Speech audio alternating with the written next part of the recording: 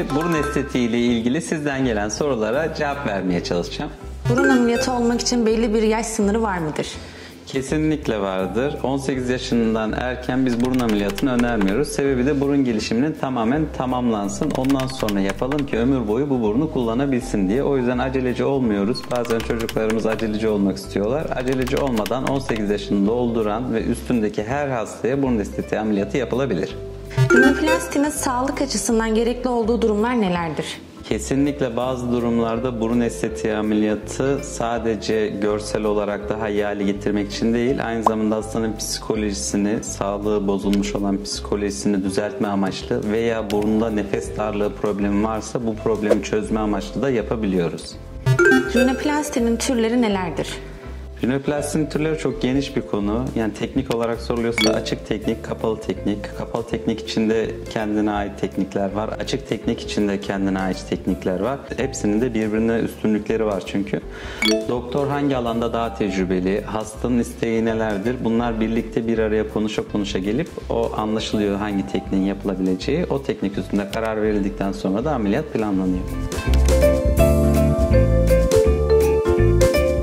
Rinoplastide piezo tekniği ne demektir?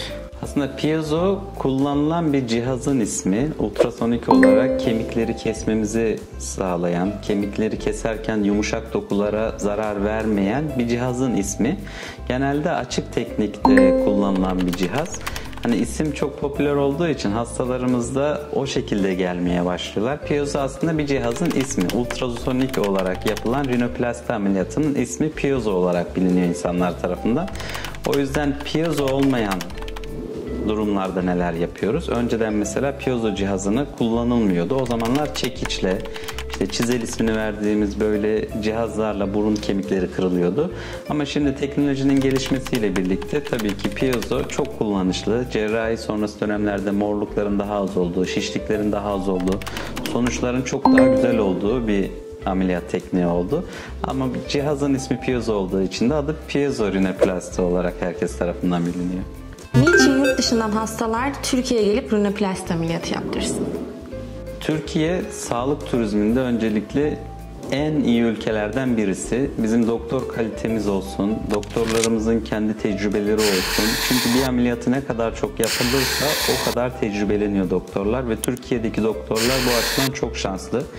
Burun estetiği ameliyatında özellikle dünyanın bence en iyi ülkesiyiz. O yüzden mutlaka burun ameliyatı düşünen insanlar Türkiye'deki doktorları da araştırsınlar.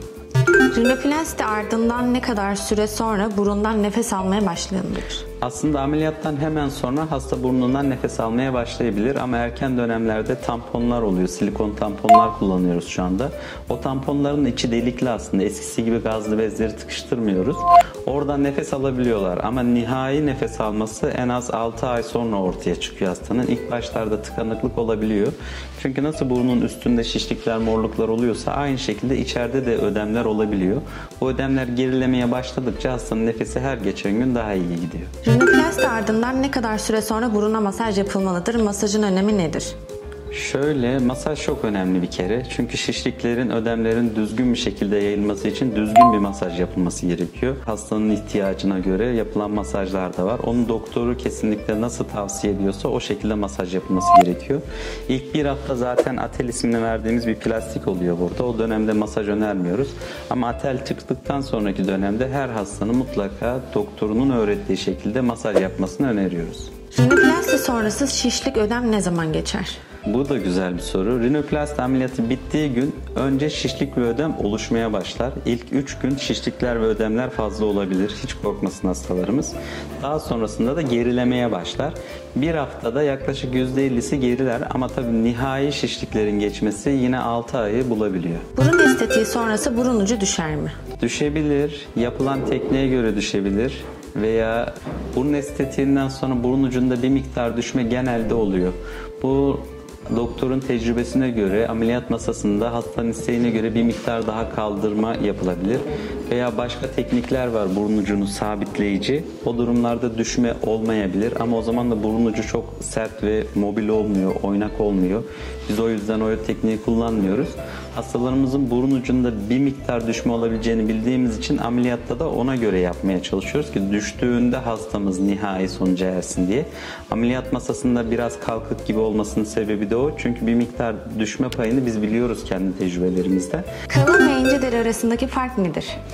Şimdi kalın derili burun estetiği ameliyatları gerçekten daha zor ameliyatlar. İnce derili hastalar o yüzden daha şanslılar. İyileşmeleri daha çabuk oluyor, sonuçları daha güzel ortaya çıkıyor. Kalın derililerde özellikle o kalınlığa bağlı olarak da tabii ki sonucun ortaya çıkması çok geç dönemler alabiliyor veya tam olarak hastanın istediği gibi çok küçük ince bir burun yapılamayabiliyor. Elimizdeki kumaştan ötürü o da.